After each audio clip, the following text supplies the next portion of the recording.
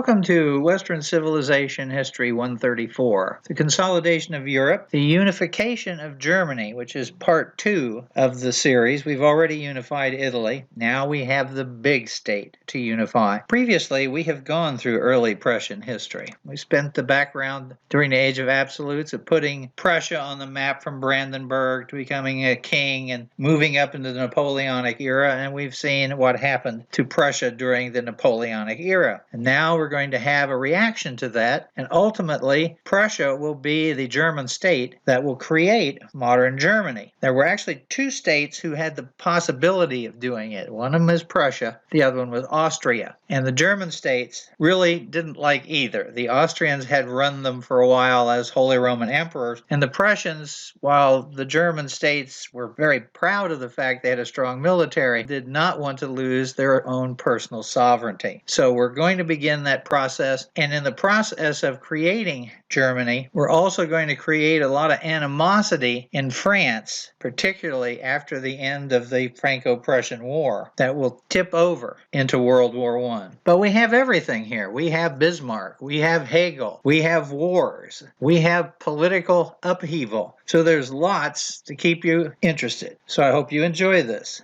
1815 is a good year to look at European geography and see where everybody stands. And you see Prussia in purple, and then all of the other little states sprinkled around through that area. That's the rest of the German states. And of course, then you see Austria-Hungary, which of course wants Bavaria and some other places in there. Denmark.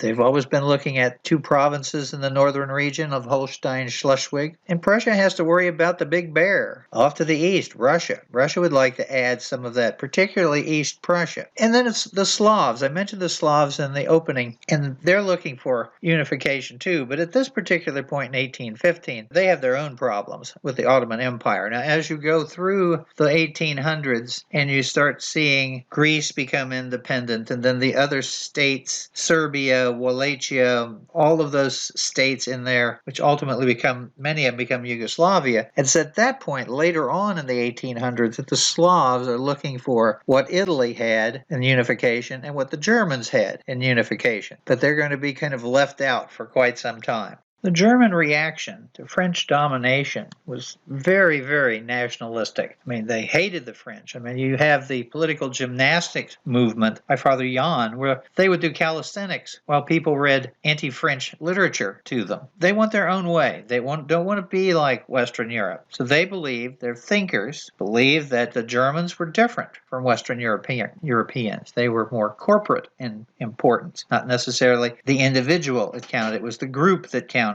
That Germans were destined to work out their own particular German way of life, and that Germans were destined to work out a particularly German political system, which you'll get to see once Bismarck puts that into place. And of course, well, the Germans had this initial inferiority complex with the Western Europeans, and of course, once you defeat Napoleon, that makes them feel a lot better. The Germans had always felt superior to the Slavs. When you have the 1848 revolution, and you have the meeting where they discussed German unification, they did not want to invite the Slavs. The Slavs were supposed to have their own separate one, and they just didn't want anything to do with them. In Austria-Hungary, you have the Germans first, the Hungarians second, the Slavs third. So there was the Slavs with kind of the German whipping boy. Then you get to philosophy. And the initial philosopher that we're going to be looking at is really Hegel. Hegel is the dominant philosopher of the unification of Germany. You have really three philosophers. To be fair, there are more than three, but the big three would be Hegel, Marx, and Nietzsche. Nietzsche's much later. Marx is in this particular time period as well, but Hegel's where we're going to start. He believed in glorifying group activities. You get together, you have these group political meetings. You've seen pictures from Nazi propaganda of the Nuremberg meetings where you have hundreds of thousands of people coming, and they dance, they march, they listen to political messages, political speeches. They glorify collectivist principles, anything that keeps the group together, the Volk, the people together. They glorify the state. The state is important to making sure that there's safety, that there's movement, that you're not supposed to question the state. But Hegel has this great interest in history. And you see his definition that history is a vast force, almost independent of human beings. And you'll find that this will be discussed not only in Hegel, but also in Karl Marx. But they will look at it it differently. Hegel tends to do it from a political system. Marx tends to do it from an economic point of view. And of course, that leads to the famous Hegel dialectic, his explanation of conflict and how people advance through conflict. George Wilhelm Friedrich Hegel, in his view of history, the history of the world is none other than the progress of the consciousness of freedom. Just reading the term, the Hegelian dialectical model or method is pretty intimidating. And when you start to discuss that in class, you can see the smoke starting to billow up from the brains of some of my students. And I'm particularly happy to find this nice, very simple chart. It's a lot better than when I used to write on the whiteboard, draw my circles and do my arrows. So much easier. The idea behind this is very simple. In anything going on in history, whether it's political, economic,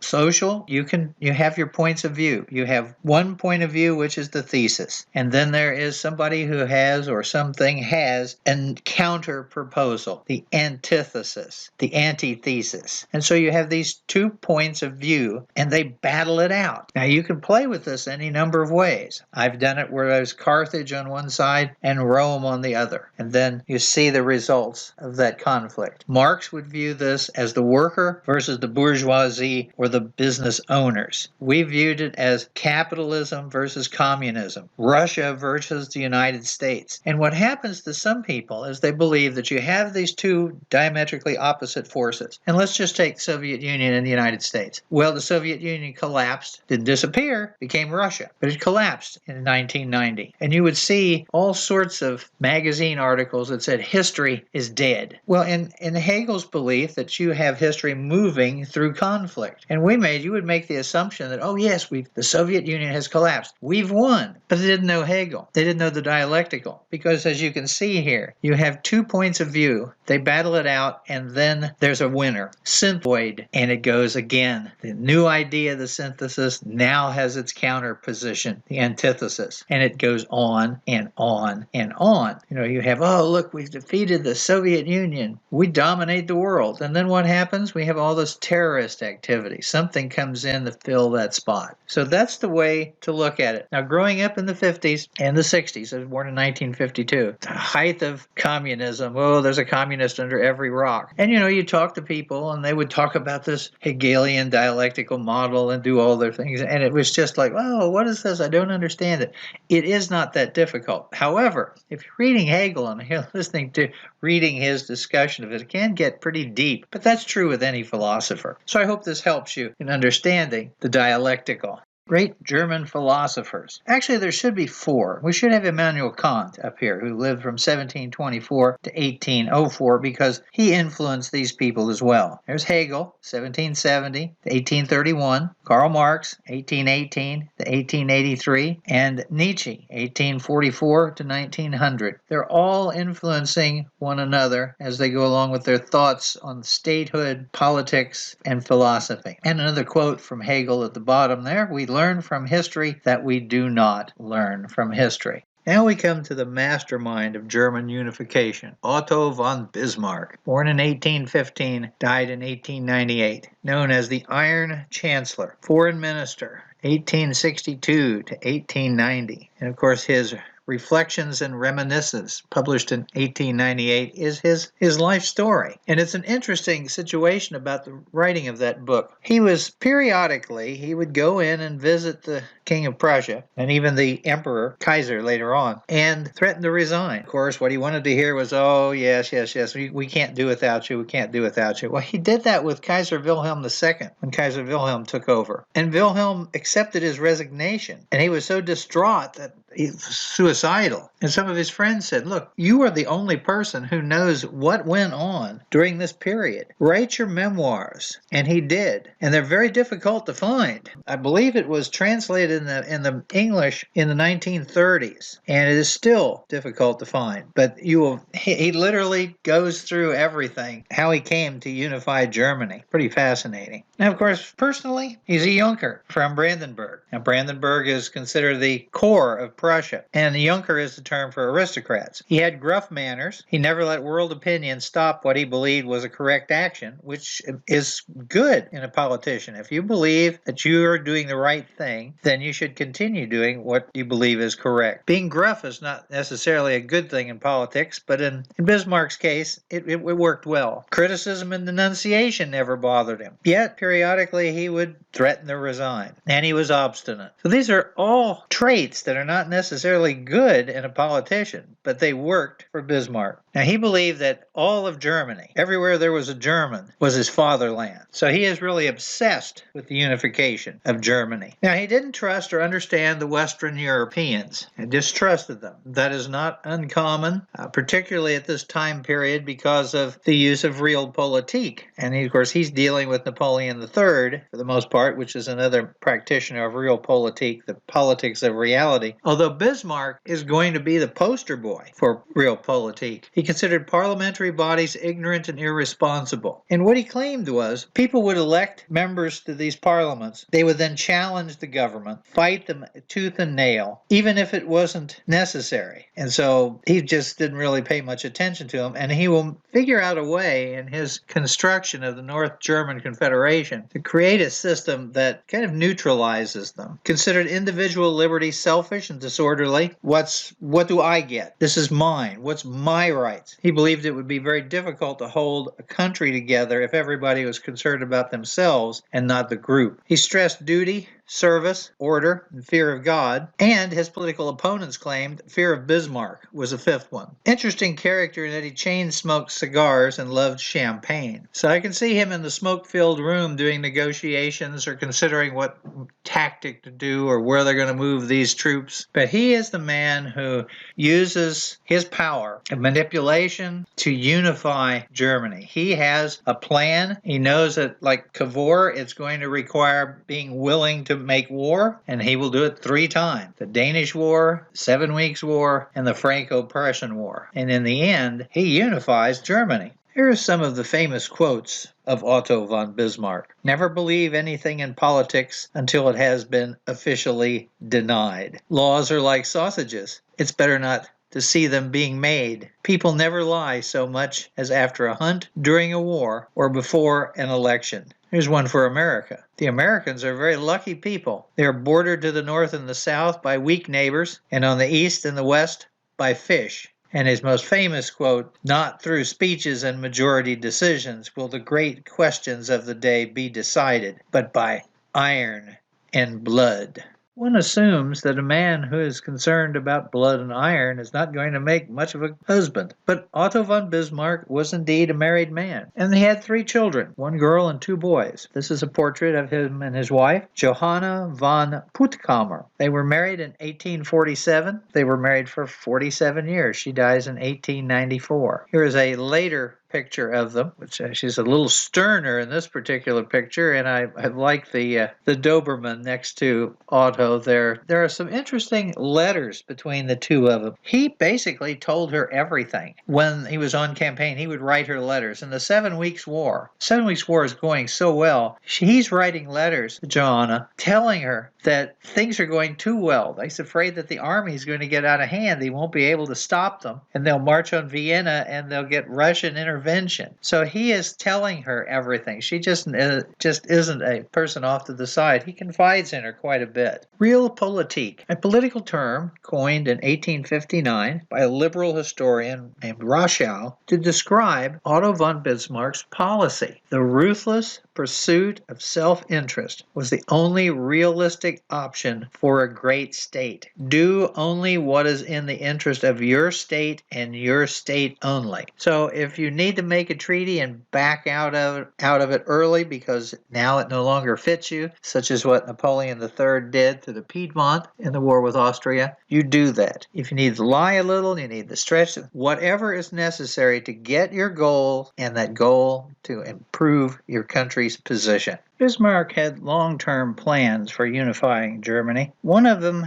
required getting the German states to view Austria as a bigger threat than Prussia. And to some extent, that will come about as a result of the first of Bismarck's war, the Danish War, over Holstein-Schleswig. Then, after securing the northern German states joining into his new government form, then it's easier to isolate Austria and ultimately have a war with Austria to make sure that they don't cause any more problems in Germany and that Prussia has it all to herself. But not all the German states joined up, and Bismarck will eventually come to the conclusion that a good, successful war against France would probably bring the South German states into the fold. So that's why we have these three wars. His trick is to manipulate the political diplomatic structure so that it is advantageous to Prussia, yet not of a concern to the major powers. So you do not have France or Russia or Great Britain intervening in the wars.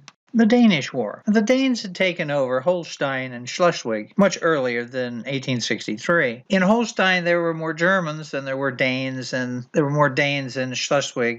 But the North German states didn't like Denmark taking those provinces over. So they asked for help. They realized they didn't have the army to do it. So they talked to the Prussians. Bismarck came up with the idea of sharing the expedition. So the Austrians were invited to join Prussia, and the two of them would force the Danes out. Now, the Austrians were shocked. They did not believe that they had really been asked to join in. German states weren't real happy with allowing an Austrian army to march across their territory, but indeed, the two sides joined up and then began their advance on Denmark. And it goes pretty well. They take over Holstein relatively quickly. I would point out that the Austrian army actually did very well in this war with Denmark. The Prussians had basically a new, more modern army, but it still wasn't coalesced, working quite as well as it should. The Prussians will get the kinks out before it's all over and done with. Then they march into Schleswig. And at this point, the Danes sued for peace. However, Bismarck wasn't interested in it at that particular point, so they continued marching into Denmark until eventually they accepted the Danish surrender. And Holstein and Schleswig were then cut away from Denmark and added back into the North German states. Then we have an interesting ploy. Instead of having a joint occupation of Holstein-Schleswig, the Austrians were allowed to keep troops there to maintain peace and order. Bismarck was hoping that the Austrians would take this as maybe we could just add this to our little control area. And ultimately, they will become upset with the way the Austrians react, which will give Bismarck an opportunity to hammer the Austrians in another war. Here's the results of the Danish War. Prussia looked like the protector of German territory. That's a good plus. Holstein and Schleswig were indeed reclaimed. Now Austria is being isolated, and Bismarck was able to impress the Germans by reforming the German Confederation, which made him look more democratic. So people in the north are heading towards Prussia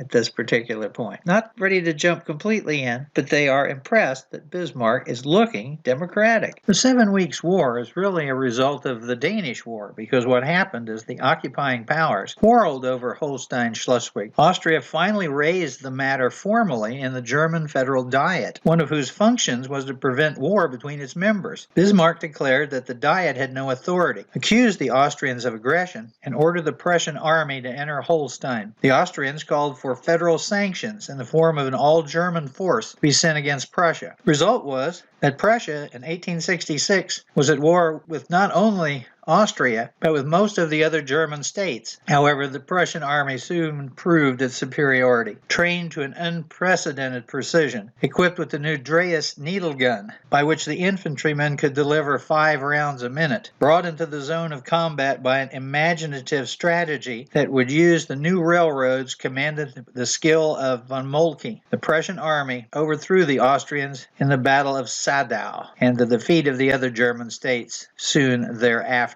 The Austro-Prussian, or 7 Weeks' War, was amazing in its brevity. Bismarck hastened to make peace before the other European powers could realize what had happened. Here's an example of the needle gun. Now, the Prussians went through all sorts of different variations of this, improving it over the years, because one of the issues was the initial bullets were powered by a fulminated mercury. So when your needle went through the back of the bullet, triggered the mercury to explode, firing the bullet. But then that produced a puff of mercury vapor. So you had to fire it from the hip. But they gradually were able to remove that. But if you look at the mechanism down below, you don't have a hammer like you normally think of in a weapon where you pull the trigger, the hammer hits the back of the bullet and fires it. In this case, you pull the trigger and it fires, it clicks a long needle that then embeds itself into the back of the bullet, triggering the explosion. Now, in the 7 Weeks' War, the Austrians are still using the same weapon they used in the Napoleonic era, a single-shot muzzleloader. So they're massively outgunned. In addition, the Prussians have superior artillery, and as I already mentioned before, they use trains to move their troops from various areas. The Austrians are still using regular roads, so it was really quite a disaster for the Austrians. The only thing that Bismarck had to worry about, and I've mentioned this before, is that it went so quickly. He was afraid that the commanders would get out of control and go further than he needed them to go. He didn't want to destabilize Austria. He just wanted them out of Germany. He didn't want the major powers to intervene. So that's one of the reasons why he tried to end it as quickly as he could. You see, in the start of the 7 Weeks' War, you have Hanover and Holstein and Mecklenburg, and then there's Austria down below. And then the next thing you know,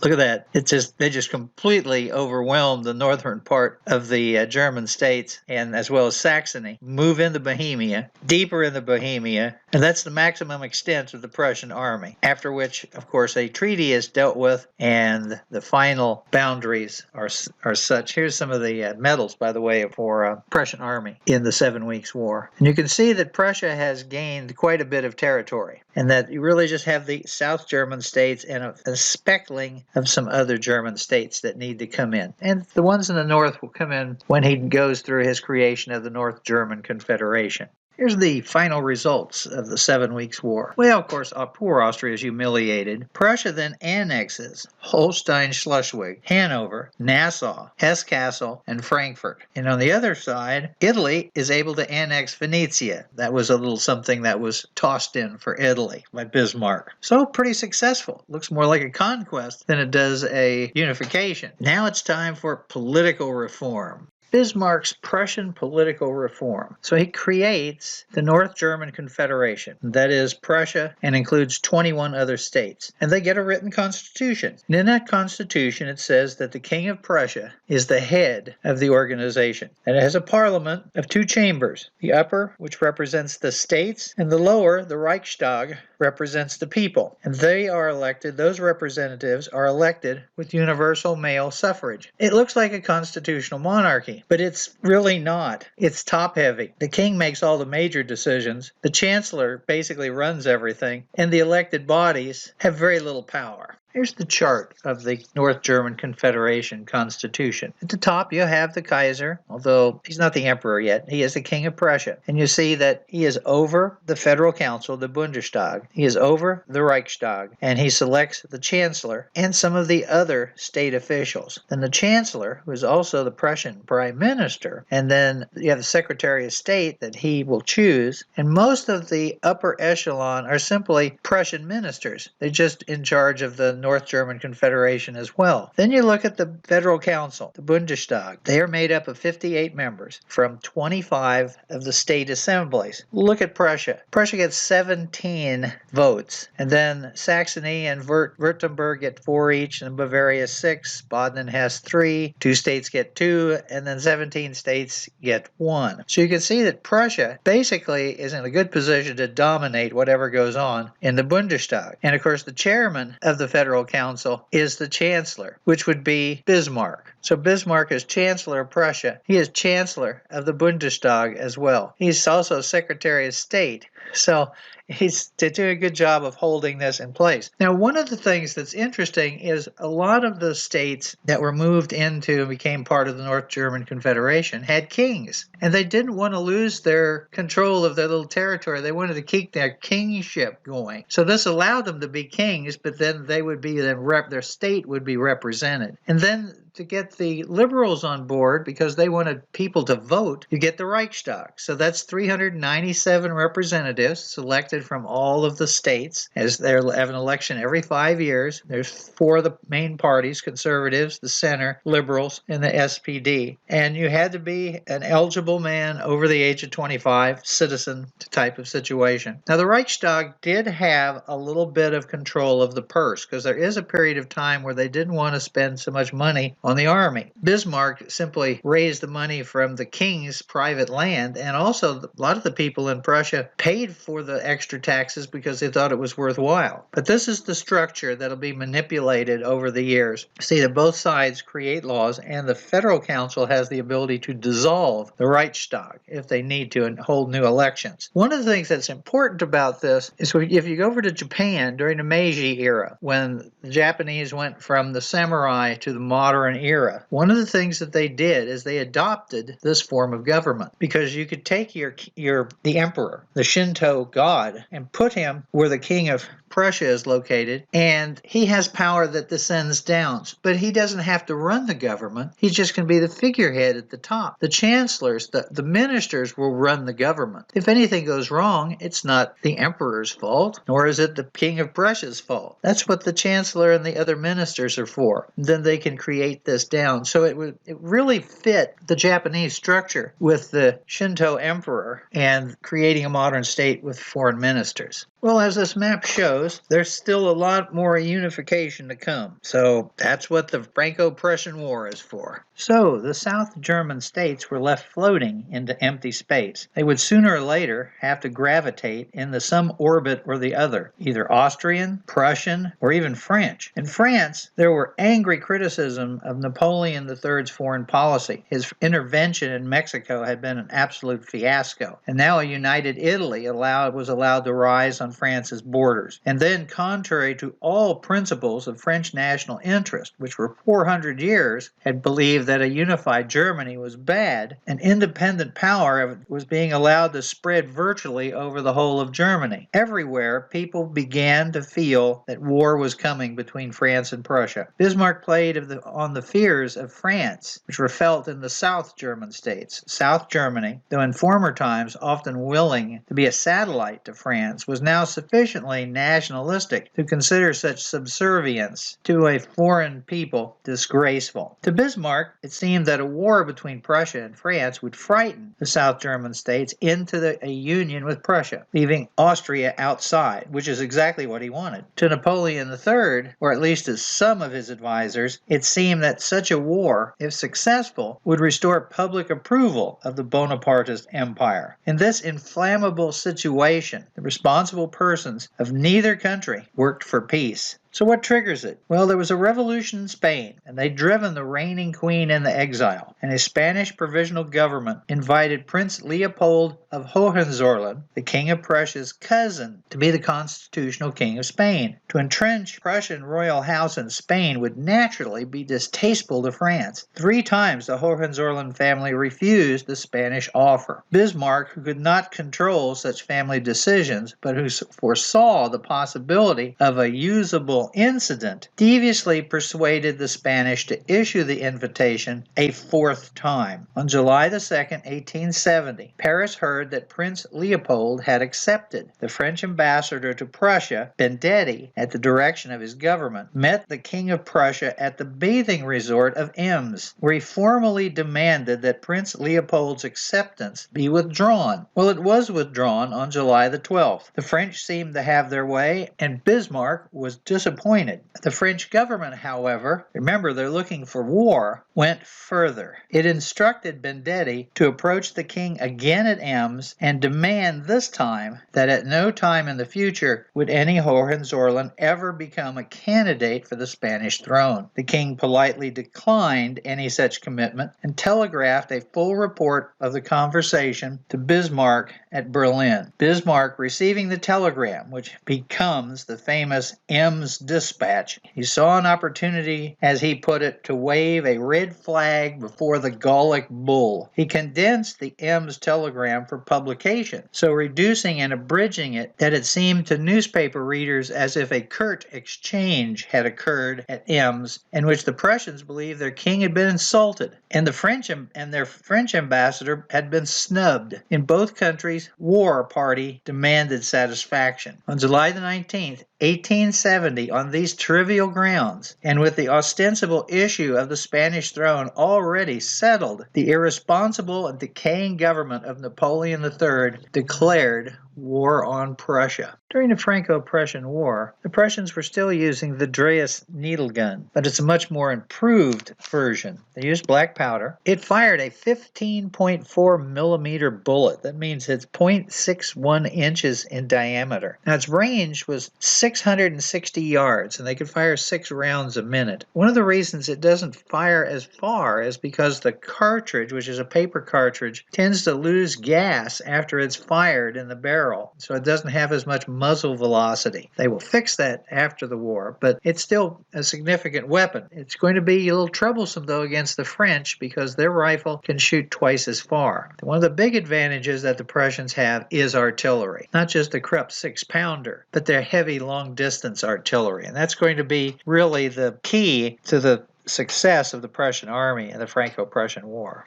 The French during the Franco-Prussian War were using a new rifle. The Chespot was invented by Antoine Chespot. It was first put into use in 1866. It fired an 11 millimeter bullet. It actually outdistanced the DREYSE weapon that the Prussians were using by double. It could fire over 1,200 yards with accuracy. It fired a paper cartridge that was longer than the Prussian cartridge, and it didn't lose as much propulsion once it was fired, so it gave it greater velocity. It is a needle gun, and it fires from 6 to 7 rounds per minute. Here's a picture of the needle gun, and you'll see the workings down below. You put your cartridge in, then you slide the bolt shut, and when you pull the trigger, then this needle then penetrates the back of the cartridge, firing it and sending it off. It's relatively easy to use. The French have been using it since 1866. The French believed that the mitrailleuse that you see here would be a very important weapon in the Franco-Prussian War. It's like a machine gun. This version has 30 barrels and fired 13 millimeter shells, and it could fire 4 volleys of 100 rounds each a minute, the maximum of being 5 volleys at 125 rounds per minute. Basically, you would put 6 of these in a firing line and a maximum range of 2,000 yards, which of course was over 1,000 yards further than the Prussian rifle could hit them. However, there were only 200 of these available for the Franco-Prussian War. They were relatively simple to load. You'd open it, put a cartridge in it, but they could foul up because of the black powder. The other thing that the French did not calculate is they treated it like artillery, and they didn't think they needed as much long-range artillery using these. Now, they're devastating. Between the mitrailleuse and the Chespot, they just devastated the Prussian infantry. But what the Prussians learned was, once you find where they're located, you back off and let your heavy artillery take them out. And that was one of the deciding factors, is the heavy artillery. And the other one is the mobility of the Prussian forces and their excellent planning, and they've had 2 wars to practice maneuvering around. So the mitrailleuse, while being formidable, was certainly not enough at the time to turn the tide. So France declares war on July the 15th, 1870, one day after Bastille Day. Notice the pictures. These are colorized pictures from the era. You see the Germans in their blue and their blue-green with their spiked helmets, and you see the French soldier with his blue jacket, and he would have red pants on. This is all wool, but they do not have helmets. They have kepis, just like they used in the American Civil War, which is going to be a little troublesome, but interesting uniforms. Not much different than the Prussian uniforms from what we see in World War I. Well, the French have the home field advantage. They're defending. The Prussians are going to be invading. So this is going to run up the Prussian casualties. But here we are at the start of the war. Now, World War I, they come in through Belgium, but not this time. They're coming through Alsace-Lorraine. And they break through and begin to pivot around. Now, the intention here is to try and trap the majority of the French army in the field. Some of the troops have withdrawn to cities and defensive positions. But this is the big moment. And it was quite bloody getting this breakthrough to take place, but it's going to lead to the ultimate battle that actually ends the war. 48 days after the war started, the French are engaged in the Battle of Battles of the Franco-Prussian War, which is the Battle of Sedan on September the 1st, 1870. Unfortunately, they're going to be completely enveloped. You can see here where the French army, which includes Napoleon III, are trapped. Now, not all of it, but that's the majority of the French army under the command of Marshal MacMahon. And they are going to be forced to surrender. They attempted to break out, but were unsuccessful. So here we have Marshal MacMahon surrendering, and eventually Otto von Bismarck will meet Napoleon III, because after all, they have captured him. And the other general you see is von Moltke, who is there as one of the top commanders. This is embarrassing for Napoleon III. It's embarrassing for France. But the war isn't over, because although Napoleon III is captured and he has surrendered, the French people are not going to surrender.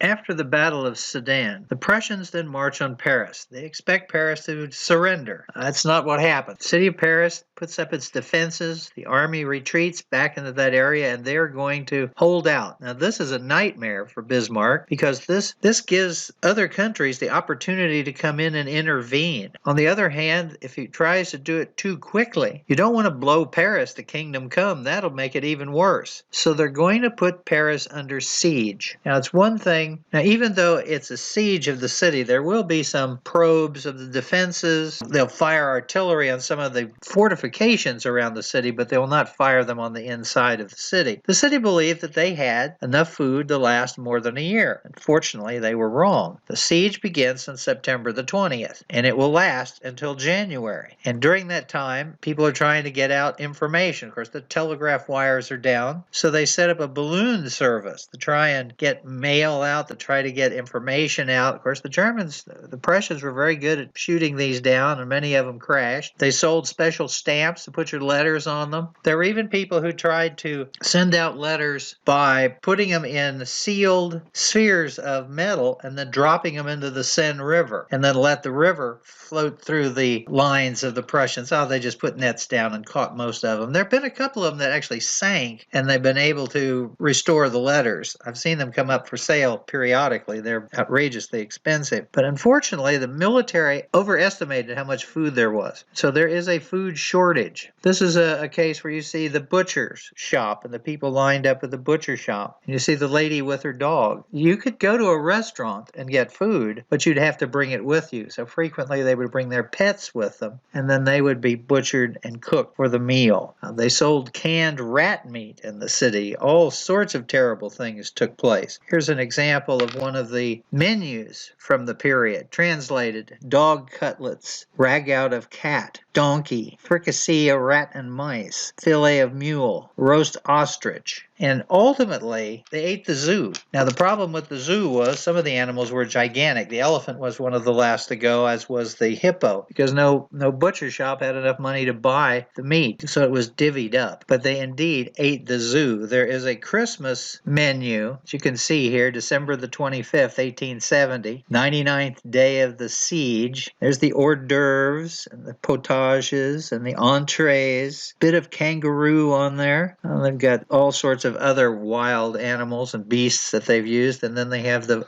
wine. So you can look these up online to see different menus that come into play. But ultimately, Paris surrenders on January the 18th, 1871. Paris surrenders January the 18th, 1871. The peace treaty is not signed until May the 10th, 1871. It's known as the Treaty of Versailles or the Treaty of Frankfurt. And once that takes place, then the war is over. We have some issues that will take place as a result of this treaty. I will warn you at this point that this is where we start seeing some ramifications that are going to come up in the end of World War I Treaty of Versailles. Keep that in your back of your mind. And while the treaty is being negotiated, this is the territory that Prussia controls. You see, it has a very large section of northeastern France. The Treaty of Versailles, or the Treaty of Frankfurt. The King of Prussia received the title, the hereditary title, of German Emperor. So he becomes the Kaiser at this point. And then Napoleon III is removed, and France is required to elect a republic constituent assembly by universal male suffrage. So the Germans get an emperor, and the French are forced to remove their leader and replace it with a republic. Now, in this case, that's nothing unusual because the French have had republics before. What this will do, inevitably, is lead to somewhat of a civil war within France after this treaty. You'll have the Commune taking over Paris, and there's quite a bit of infighting, but the Prussians do stay out of it. I guess I should say the Germans do indeed stay out of it. Here's a famous painting showing, there's Bismarck in his white outfit, showing the king receiving the title of Emperor of Germany at this particular point. But there are other parts of this treaty as well. France was, of course, required to pay reparations of 5 billion gold francs for the cost of the war. Germany was then to occupy parts of France for a few years, and that was to make sure that she got her money. And of course, France then loses provinces of Alsace-Lorraine. Well, you've heard this before, haven't you? World War I treaty. Germany is supposed to pay $23 billion, the cost of the war. That Germany is to be occupied, the Rhineland, for a certain number of years to make sure that the payments are made. And then, of course, Germany loses the provinces of Alsace-Lorraine, what I like to refer to as the ping-pong provinces. You know, there are more ramifications to this besides what's in the treaty. The French army is so embarrassed by their loss at the Battle of the Sedan that they had decided they were going to fortify that region of France with these massive forts so that would never happen again. In World War I, that's where Verdun takes place. And that site was chosen by the German government because they knew the French would throw everything they had to keep from losing that a second time. So there are some significant ramifications. As far as the map is concerned, ta-da! Germany is now in existence. You can see the area that's